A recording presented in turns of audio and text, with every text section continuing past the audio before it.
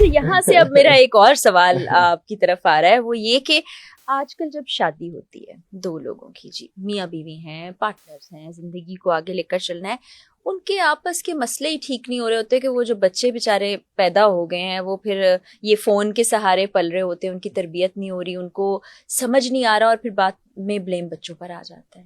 یہ کیا معاملہ ہے؟ یہ بڑا سمپل سا معاملہ جی. میرا خیال ہے اپنے بچوں کو جب جن کی شادی ہو رہی ہے، ایک تو پہلے سلسلہ یہ ہوتا تھا کہ پہلے بات پکی ہوتی تھی، منگنی ہوتی تھی، اس کے بعد نکاح ہوتا تھا، اس کے بعد کہیں جا کے جو ہے وہ شادی ہوتی، اس میں 3-4 سال کا پروسیس لگتا تھا، اور اس میں جو بھی ایونٹ، جو بھی تہوار بیچ میں آتے تھے، اس میں فیملیز آپس میں دوسرے سے ملتی تھیں، انٹریکٹ کرتی تھیں، تو ایک ایکسیپٹنس بن جاتی تھی.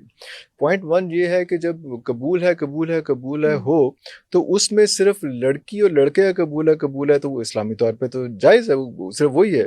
لیکن دونوں خاندانوں کا بھی قبول ہے آپس بہت کا جو ہے ضروری بہت وہ ضروری. ہونا چاہیے. اگر وہ آپس میں کوپ اپ نہیں کر رہے تو یہ ایک پرابلم آتی ہے. دوسری بات یہ ہے کہ لڑکی کا اپنے پیرنٹس کے ساتھ کنیکشن کتنا ہے. کیا اس کی لڑکی کی ماں نے ابھی تک جو ہے وہ سر پہ ڈنڈا رکھا ہوا ہے کہ مجھے دن میں 5 دفعہ کال کرو اور مجھ سے رابطہ رکھو، سارا کچھ کرو، اور میں تمہیں بتاؤں گی کہ تم نے کوپ اپ کس طرح سے کرنا ہے. نہیں ہو سکتا. جن بچیوں نے ڈسکنیکٹ کیا ہے اپنی فیملیز کے ساتھ اور اپنے گھر کے مسائل اپنے گھر میں رکھے ہیں، وہ سکھی ہوئی ہیں.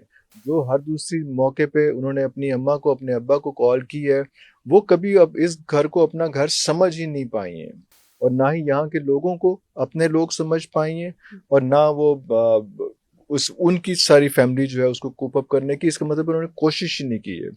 تیسری ایک بڑی اہم چیز ہے، شاید لوگوں کو سمجھ آئے، پسند آئے یا نہ آئے، لیکن اس پہ بحث کرنی بہت ضروری ہے کہ جب شادی ہوتی ہے تو لڑکے اور لڑکی کو بتائیں کہ آپ لوگ جو ہے وہ ہسبینڈ اینڈ وائف نہیں بننے لگے، آپ جو ہیں وہ اب والدین بننے کے لیے جا رہے ہیں. اس میں یہ بڑا امپورٹنٹ فیکٹر ہے. وہ کہتے ہیں کہ ہم میاں بیوی بننے لگے ہیں تو ساری زندگی ہنی مون نہیں مکنا، حالانکہ بچے ہو جاتے ہیں اور آپ اس کے لیے پریپیئرڈ ہی نہیں ہوتے. اگر آپ اس وقت ان کو بتائیں کہ ان کا مائنڈ سیٹ یہ کریں گے کہ آپ ایک نسل چلانے لگے، آپ آگے پیرنٹس بننے لگے ہیں، تو میچور بیہیو کریں گے، اس کے لیے پریپیئر ہوں گے.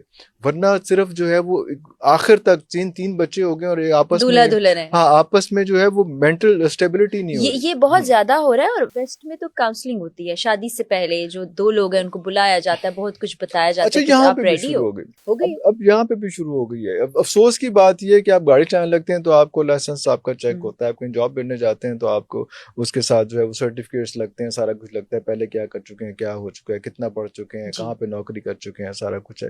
کہیں بھی آپ نے جانا ہے تو آپ کو جو ہے وہ ویزا چاہیے، پاسپورٹ چاہیے، ڈاکیومنٹس پورے چاہیے، سارا کچھ چاہیے. شادی کے آپ نے ایک نسل آگے لے کے چلنی ہے تو آپ کو صرف بلوغت چاہیے کہ منڈا جو ہے کچھ نہیں کہہ رہے، چلو آپ بیاہ کر دو تو کوئی بات نہیں، کوئی وہ رسک آپ پہ ہی آ جائے گا. رسک کا وعدہ تو ہے، وہ عورت اپنا رسک ساتھ لے کے آتی ہے، لیکن اس کا یہ مطلب نہیں ہے کہ لڑکے نے کچھ نہیں کرنا اور خود ہی رسک آ جائے گا.